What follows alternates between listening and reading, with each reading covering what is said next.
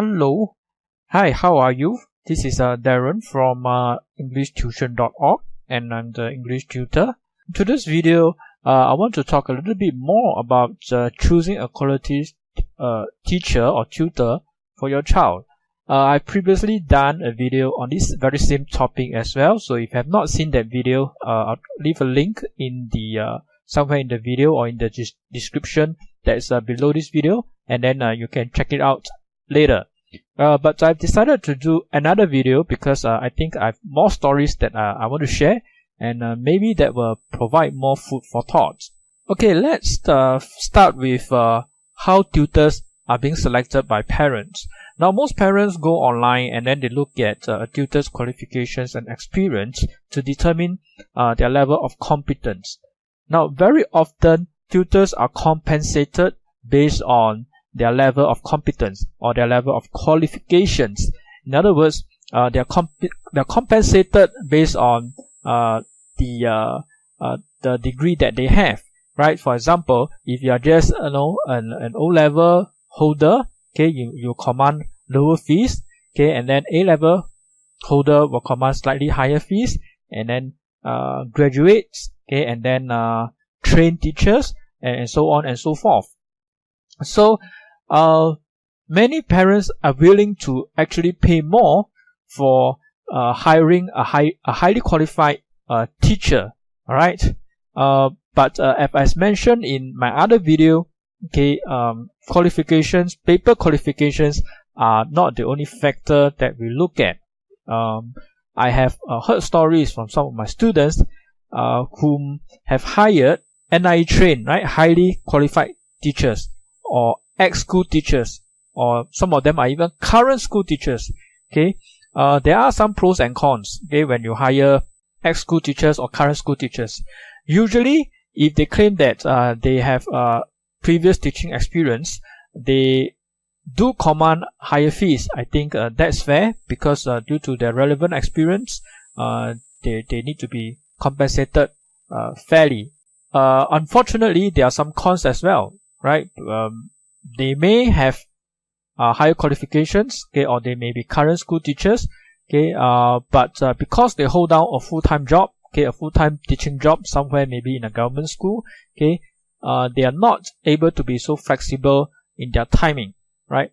But that is not a primary concern, okay? At the end of the day, the primary concern is whether this teacher is able to perform his or her duties effectively, and as a result, we can see that the child can make improvements in his academic goals. So this student of mine was sharing a story about how his ex-teacher, okay, used to be taught in schools before, right, and she was hired on that basis, okay, but she will often come to lessons late, but the parents' expectation is that usually when tutors come late, they make it up to the student by leaving late. Alright, but this particular teacher did not. She will come late and then she will leave on time.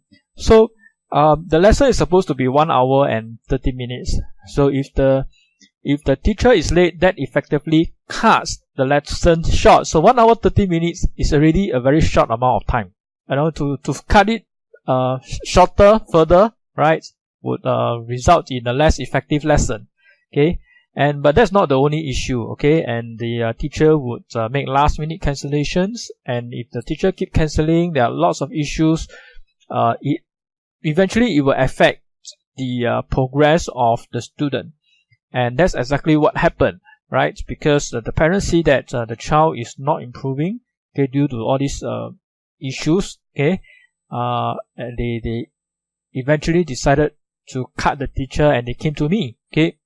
So when I was looking through the work that was given to the student, okay, and it's very revealing, okay, that the teacher, the ex-teacher, did not care much about fulfilling her duties to a satisfactory level, okay, because when I read through the work, I can see that the child has completed the work, but there was the teacher did not go back, okay, and ask the child to do corrections. Okay, so even when the child made mistakes, he did not learn how he committed those mistakes and how to correct those mistakes, because that part of teaching is very important, okay, to ensure that the child understands the lesson fully so that he does not commit the mistakes again. So that's the story, okay, and this is coming from a tutor who claims to be an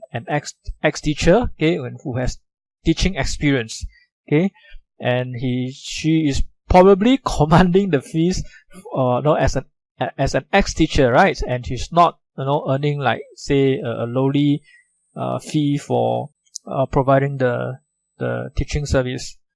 It's a sad thing because but the reality of it is there are such people around, right? And I think parents have to be careful about who they hire. Okay, I cannot work with every student, okay, I'm the first to admit, alright, but at the end of the day, it's up to the parents to assess, okay, is this tuition arrangement the best arrangement for my child given the budget that I have, okay, am I going to blow a budget on a tutor who claims to be highly qualified but does not genuinely care for my child? Or maybe should I pay for a reasonable sum to a tutor who may not have as high qualifications, okay, but he or she is more committed, okay, to the teaching, understand the teaching, okay, and genuinely care about the progress of my child, right? I think we have something to think about here. So yeah, that's all I have to say in this video. I hope you like the story that I've just shared.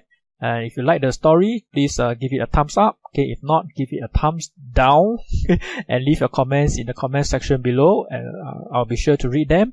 And I will see you in the next video. Bye.